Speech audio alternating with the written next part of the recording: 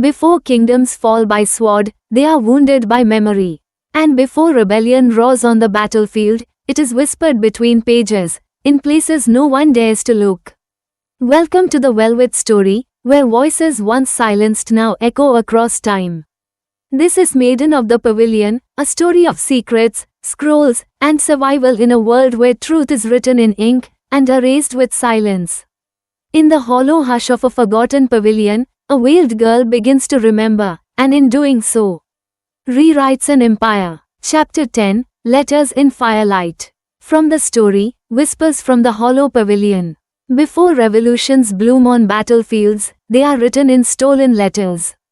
And before kingdoms fall by sword, they are wounded by memory. In the darkest hour of night, when the palace slumbers behind its thousand silk veils, the hollow pavilion breathes. Scrolls whisper against scrolls, candles tremble, and in the ink-stained quiet, Aryu Lan writes. The letter begins, to the women who were never given names, to the mothers buried without mourning, to the girls who were told to smile and die quietly. I am your memory. Her calligraphy is not elegant. It is urgent. Each stroke crackles like dry leaves set aflame. Kayan watches her from the shadows, a blade he does not use resting across his knees. Are you afraid? He asks. I am becoming, she replies.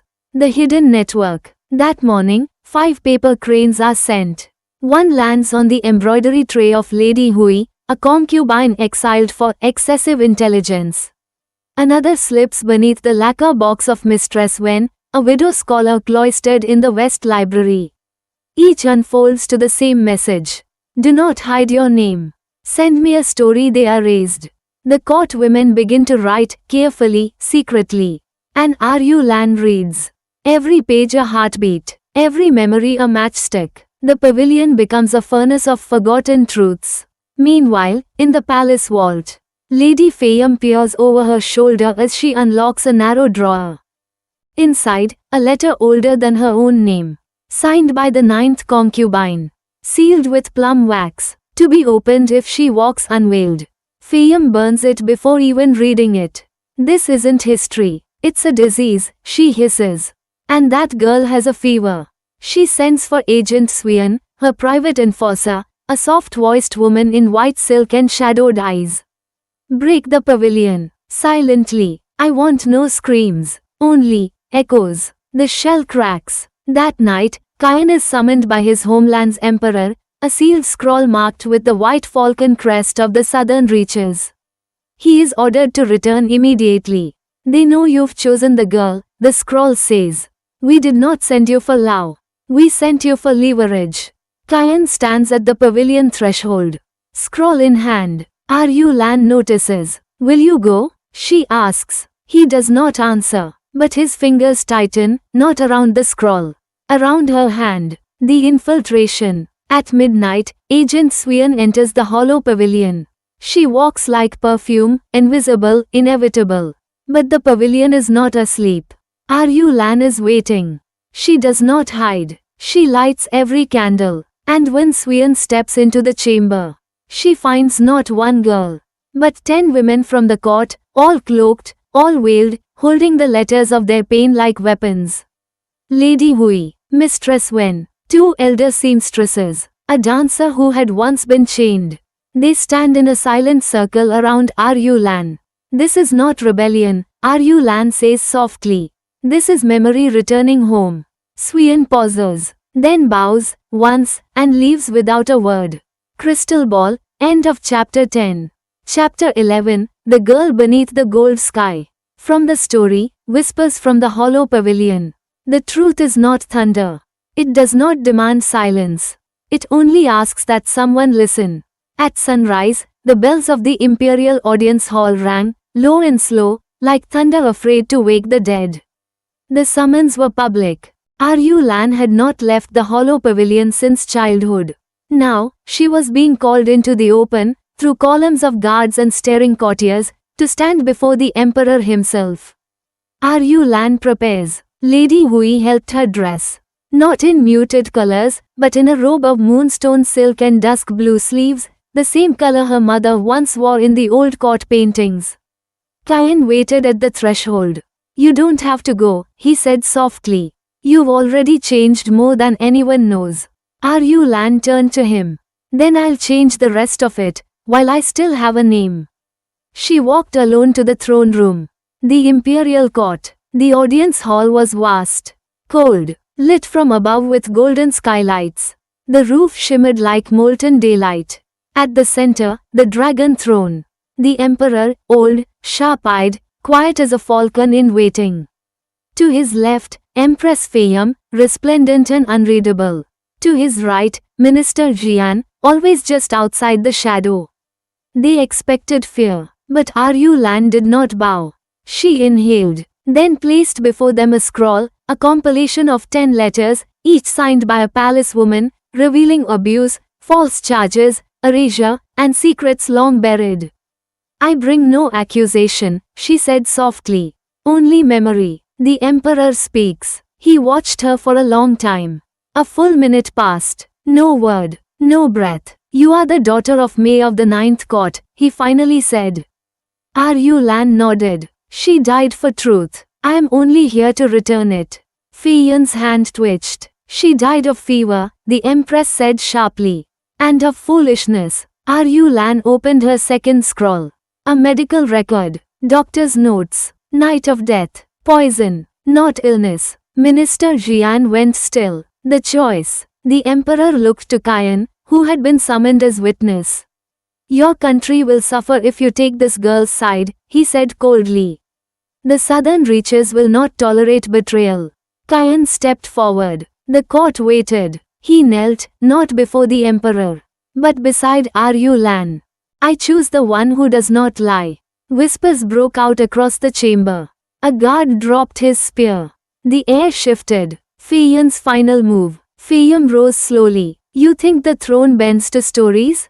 To girls in veils and foreign soldiers? She raised her hand, a hidden blade flickered at her palm. But before she could strike, Agent Swian appeared behind her. And gently, without violence, took her wrist. Your Majesty, Swian said, you were warned. And the court is no longer blind. Feyam collapsed back into her seat. Her face unreadable, but the war, hers, was over. Aftermath. The emperor spoke only once more. Let the hollow pavilion remain open. And that was it. Aryu Lan left the hall not with a title, but with a new silence, the kind people listened to. Later that night, Kayan and Aryu Lan stood beneath the lanterns of the pavilion garden. You have nowhere to go now, she said gently. Then let me stay in the place you built, he replied. I want to live in the quiet that finally speaks. She smiled, not as a girl, not as a ghost, but as a woman who had survived being forgotten. End of chapter 11. Chapter 12, A Mouthful of Ashes. From the story, Whispers from the Hollow Pavilion. Sometimes, survival tastes like triumph. Other times, it tastes like ashes.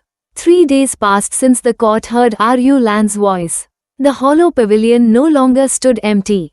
It breathed with letters, light, and women who had once learned silence. But peace, Aryu Lan soon learned, is a house built on sand and memory, and both shift when no one is watching. Court reforms begin. In public, things changed. The emperor issued 6 new decrees. Restoration of wrongfully dismissed court women. New scribe roles open to female scholars. Medical transparency for all palace personnel. Aryu Lan appointed silent archivist of the pavilion. Minister Jian quietly exiled to the provinces. Feyam retired to a remote garden sanctuary. The public called it a soft revolution. But those who watched closely saw the weight behind Aryu Lan's eyes. The hollow realities. Lady Hui approached Aryu Lan with a soft smile. We won, child. You can rest now. Aryu Lan, seated beside a candlelit scroll, said nothing. Her fingers trembled slightly over the words she could no longer unsee. The letters from the women, they still arrived daily. Some hopeful, some broken. Why didn't anyone listen before? He still walks free. My daughter doesn't know my name. Victory had not erased their pain. It had only made it visible. Kan's silence. Kayan remained close, but distant, not by choice. The southern reaches had responded to his allegiance with threats. He was declared a defector, a traitor. His homeland disowned him. He stood outside the pavilion often, leaning against the cherrywood frame, unsure of where he belonged. "You have your truth," he told Aryu Lan one night. "But I've lost mine." She looked at him, soft and tired. "So write a new one. With me." But Kayan said nothing, and she could not tell whether his silence was grief or goodbye. In the emperor's chamber, the emperor met with Aryu Lan privately. Only once. He asked no questions, only said, "You were right, but history is not always healed by truth." She looked him in the eye. "No, but it begins with it." He nodded, then handed her a box. Inside, the last sealed scroll of her mother, May of the 9th Court. "I never opened it," the emperor admitted. "I feared it would make me remember." Aryu Lan opened it alone. May's final letter. "My daughter, if you find this, then you must already know what I could not say aloud. Truth is not power, but truth makes power afraid. Do not carry my sorrow. Carry your name, and give it to every girl who thought she was invisible. They can take everything from you, but not your witness. That is your weapon. That is your freedom. I died to leave you that. Now live for it." The final betrayal. As Aryu Lan closed the scroll, Kayan entered. His face was pale. His hands were shaking. "The Empress," he said. "She's gone." Fayum had disappeared from her sanctuary. No guards, no trace, no blood. And with her, the last copy of the pavilion records Aryu Lan had compiled. "It was never about saving herself," Kayan said quietly. "It was about erasing you again." Aryu Lan's breath stilled. The truth wasn't lost, but it had been wounded. And if the Empress still lived, the story wasn't finished. End of chapter 12. In a world where power writes history, one girl dared to write memory instead. Thank you for listening to Maiden of the Pavilion, only on the Velvet Story, where every whisper becomes a tale, and every silence has a voice. If her journey moved you, let it echo. Leave your thoughts in the comments. Like, share, and subscribe, and let forgotten stories find their way home.